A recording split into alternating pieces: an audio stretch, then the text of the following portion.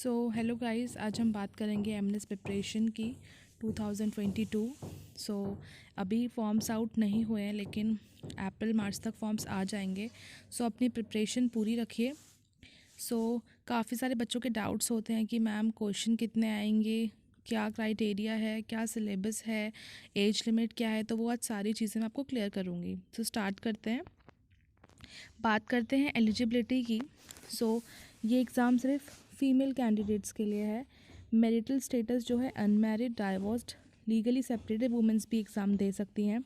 Age limit 16 half से 24 years के बीच वाले लोग ही इस एग्ज़ाम को दे सकते हैं। आफ्टर 24 ईयर्स आप एग्ज़ाम नहीं दे सकते। एजुकेशनल क्वालिफिकेशन जो 10+2 के स्टूडेंट्स हैं वो एग्ज़ाम दे सकते हैं।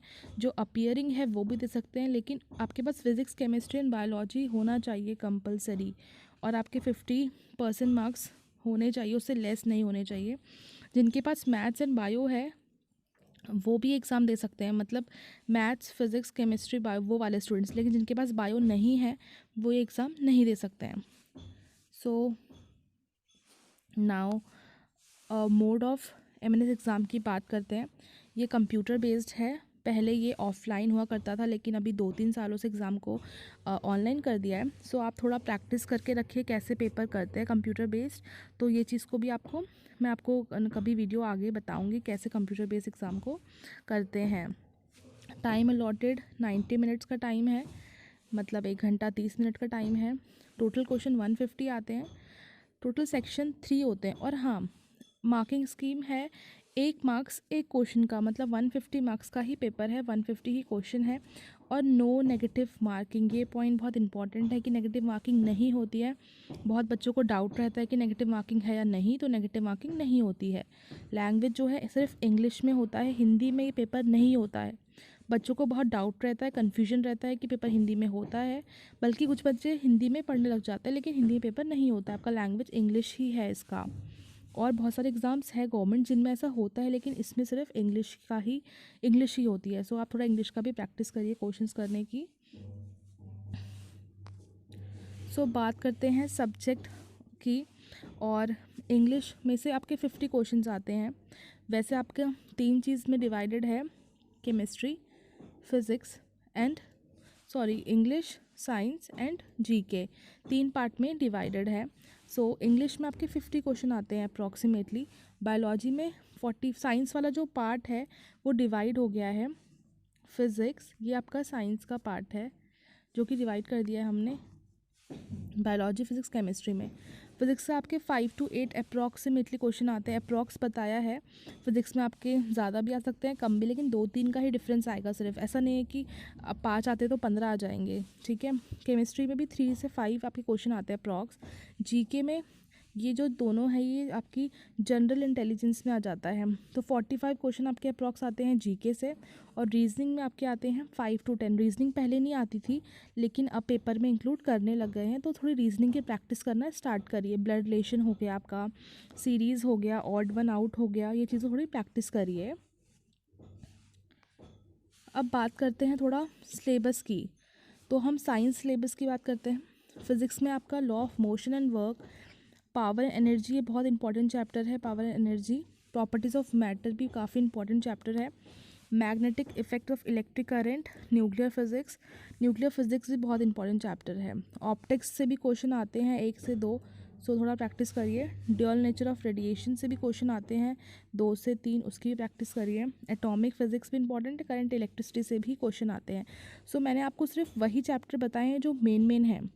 अगर आप किसी भी वेबसाइट पे जाएंगे तो वहाँ पे बहुत सारे चैप्टर्स दिए हैं, बहुत बड़ा ब्रॉड स्पेक्ट्रम ऑफ सिलेबस दिया है कि ये आएगा, लेकिन मैं आपको सिर्फ ये प्रीवियस ईयर के अकॉर्डिंग बता रही हूँ।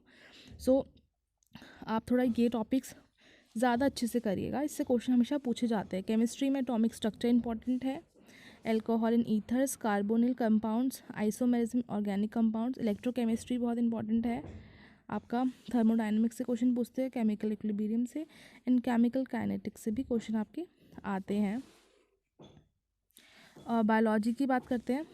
Taxonomy, cell and molecular biology. वैसे तो बायोलॉजी का पूरा ही सब कुछ ही इम्पॉर्टेंट है। बायोलॉजी ही एक ऐसी साइंस में बायोलॉजी के ही क्वेश्चन आते हैं मैक्सिमम 40 से 42 तक या 40 तक भी। तो आपको बायोलॉजी में सब कुछ ही करना है मेरे अकॉर्डिंग, तो आप कुछ छोड़ नहीं सकते हैं।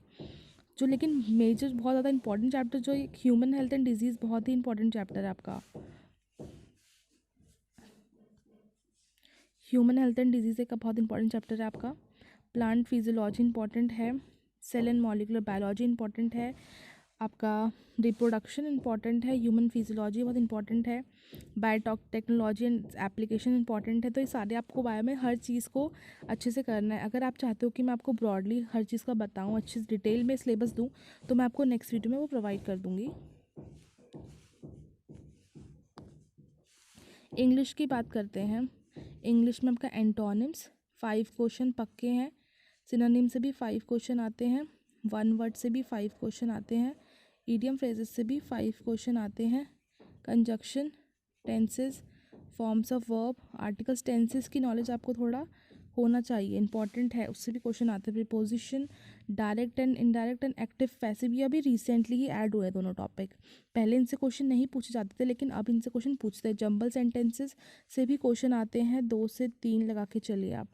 फाइंड एरर, मतलब कि कौन से पार्ट में एरर है, ABCD दे देंगे आपको।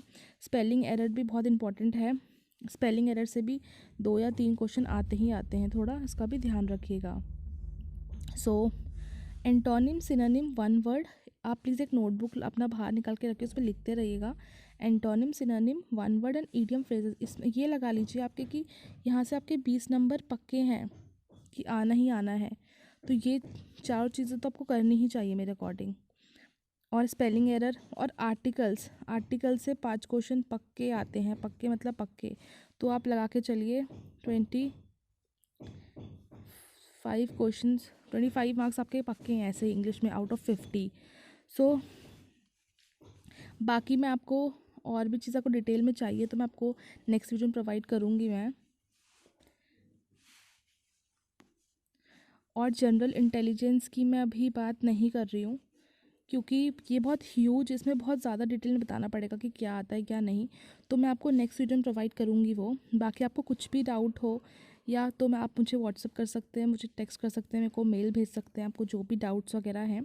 So thank you.